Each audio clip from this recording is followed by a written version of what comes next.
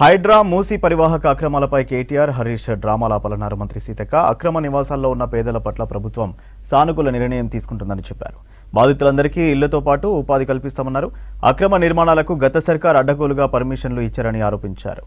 మిడ్మానేర్ మల్లన్న సాగర్లో బీఆర్ఎస్ లీడర్లు ఎంత బలవంతంగా పంపించారో ప్రజలకు తెలుసన్నారు సీతక్క.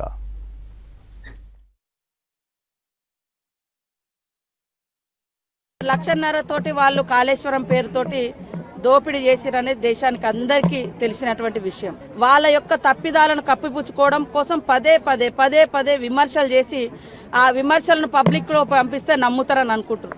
అది వాస్తవాలు ఏంటిదనేది తెలియజేస్తూనే ఉన్నారు. లక్షన్నర అనేది అందులో అక్కడ ఆ చర్చనే లేదు. కాకపోతే మూసీ నది మూలంగా రెండు రకాల నష్టాలు ఉన్నాయి. మూసీ ఎప్పుడు ప్రవహిస్తుందో ఒకప్పుడు ప్రవహించి ఊర్లు మునిగిపోతా ఉన్నాయి.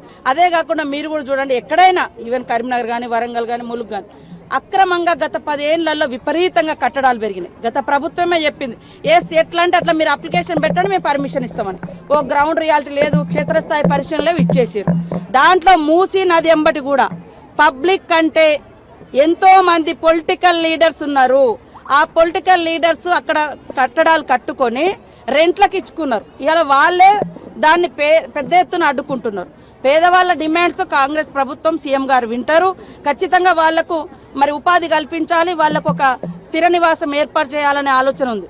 మీరు మొన్న చూసిరు ఖమ్మంలో వాగులో ఉడ్డెంబటే మన మహబూబాద్లో కానీ ఎక్కడ కానీ మొత్తం సిటీలలో మనం సిటీ పెరుగుతుంది అనుకుంటున్నాం, కానీ సహజత్వాన్ని కోల్పోయి పెరిగేటువంటి సిటీలు మన కరీంనగర్ మునిగింది, వరంగల్ మునిగింది, హైదరాబాద్ 2 ఏళ్ల కింద ఎంత వరదలు వచ్చినా మీరు మర్చిపోయారా? అట్లాంటివన్నీ కూడా మరి ఎట్లా మనము అంటే వాటిని రాకుండా చేసుకోవాలి. ఇప్పుడు మీరు ఒక మంచి ఇల్లు కట్టుకుంటారు, సక్రమమైనటువంటి అన్ని అధికారాలు అన్ని పర్మిషన్స్ తోటి ఇల్లు కట్టుకుంటారు. ఎవరో అక్రమంగా లేదా బెదిరింపులతోటి లేదా పైరవి చేసుకొని వచ్చి అక్కడ ఇల్లు కట్టుకుంటే ఆ చెరువులలో మీరు చూసారు, ఒక ఇల్లు అయితే చెరువులనే ఉంది, చెరువుల నీళ్లు ఉన్నాయి. కామారెడ్డి పోయే దారిలో డబల్ బెడ్రూమ్లను కూడా చెరువులనే కట్టించారు. మీరు చూడండి ఆ టోల్ గేట్ దగ్గర కామారెడ్డికి దగ్గర.